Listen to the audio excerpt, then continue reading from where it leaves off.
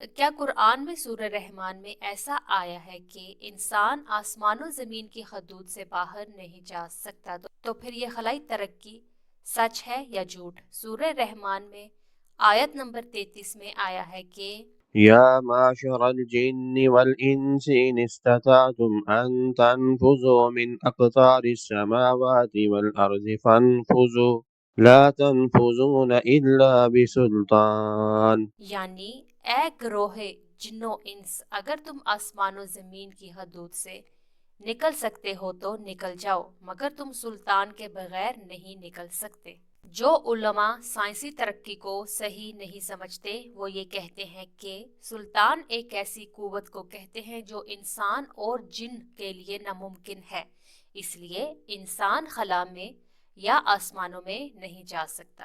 تو ان لوگوں کے لیے ہم آپ کو قرآن سے ثابت کریں گے کہ سلطان کوئی ناممکن طاقت نہیں بلکہ عام طاقت ہے جسے کوئی بھی حاصل کر سکتا ہے۔ اس اعتراض کے دو پہلو ہیں۔ پہلے ہم قرآن سے یہ ثابت کریں گے کہ یہ ممکن طاقت ہے، پھر آخر میں ہم ان علماء کے لیے ایسا سوال اٹھائیں گے جس کا جواب ان کے لیے ناممکن ہوگا۔ قرآن مجید میں رسول اللہ صلی اللہ علیہ وآلہ وسلم کو حکم ہے کہ اپنے لیے دعا کریں کہ وقل رب أدخلني مدخل صدق وأخرجني مخرج صدق واجعل لي من لدنك سلطانا نصيرا.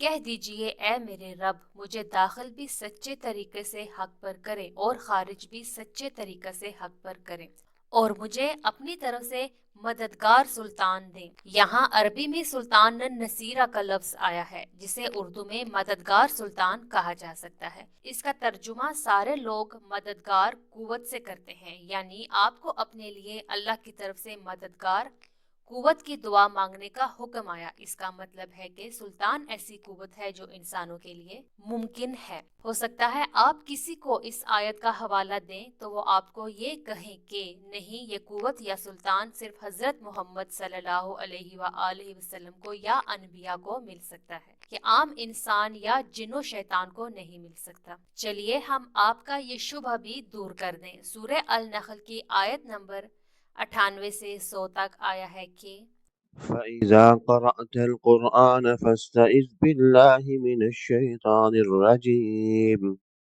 إنه ليس له سلطان على الذين آمنوا وعلى ربهم يتوكلون إنما سلطانه على الذين يتولونه والذين هم به مشركون.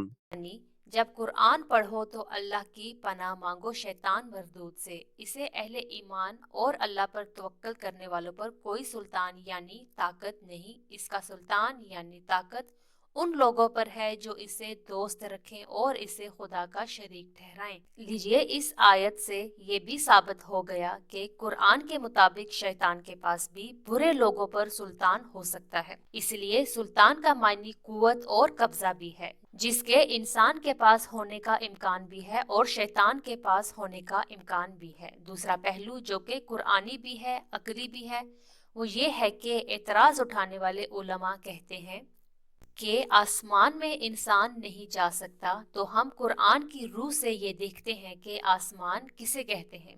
سورہ الانعام آیت نمبر 99 میں آیا ہے کہ وهو الذي أنزل من السماء ماء. یعنی وہی ہے جو آسمان سے پانی نازل کرتا ہے۔ تو اس آیت سے ثابت ہوا کہ آسمان وہ جگہ ہے جہاں سے پانی یعنی بارش نازل ہوتی ہے۔ سورۃ الحجر آیت 15 سے 16 میں آیا ہے کہ وَلَقَدْ جَعَلْنَا فِي السَّمَاءِ بُرُوجًا وَزَيَّنَّاهَا لِلنَّاظِرِينَ. یعنی ہم نے آسمان میں برج مقرر کیے اور اسے دیکھنے والوں کے لیے مزین کیا۔ تو آسمان وہ جگہ ہے جس میں دیکھنے والوں کو خوشنما مناظر پر مشتمل برج نظر آتے ہیں۔ سورہ الصافات آیت نمبر 6 میں آیا ہے کہ إِنَّا زَيَّنَّا السَّمَاءَ الدُّنْيَا بِزِينَةٍ الْكَوَاكِبِ. کہ ہم نے قریبی آسمان کو سیاروں سے زینت دی ہے، یعنی قریبی یا پہلے آسمان میں سیارے ہیں۔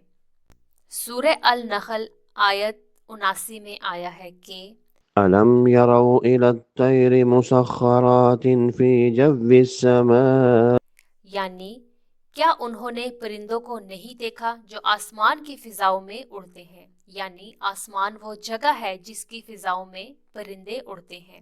سورہ النور کی آیت نمبر 43 میں آیا ہے کہ ألم تر أن الله يزجي سحابا ثم يؤلف بينه ثم يجعله ركاما فترى الودق يخرج من خلاله وينزل من السماء من جبال فيهما من برد فيصيب به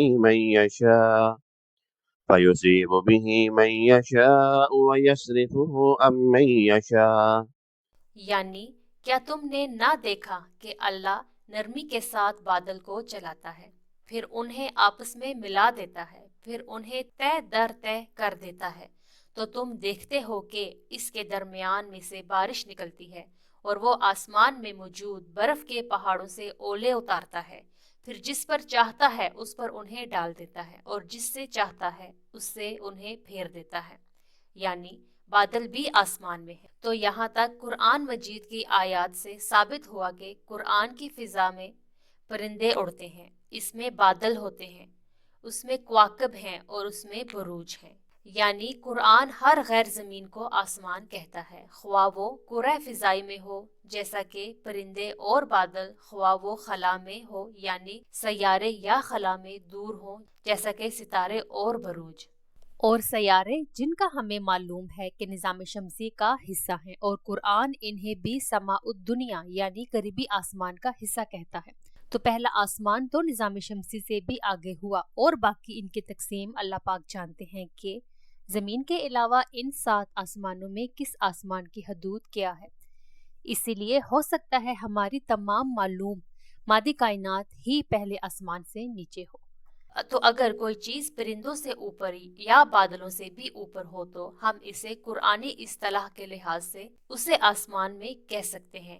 یہ تو ہر مذہبی رہنما جانتا ہے کہ ہوائی جہاز ہوتے ہیں اور وہ بادلوں سے اوپر بھی ہوتے ہیں، تو اس کا کیا مطلب ہوا کہ وہ قرآن کے لحاظ سے یہ بھی مانتا ہے کہ ہوائی جہاز آسمان میں اڑتا ہے۔ جب ہوائی جہاز آپ کی نظروں کے سامنے یا آپ کے ایکسپیریمنٹ کے عین مطابق قرآن کے عین مطابق آسمان میں اڑتا ہے تو آپ کو کون سی دقت پیش آتی ہے کہ خلائی جہاز اس سے اوپر خلا میں نہیں جا سکتا؟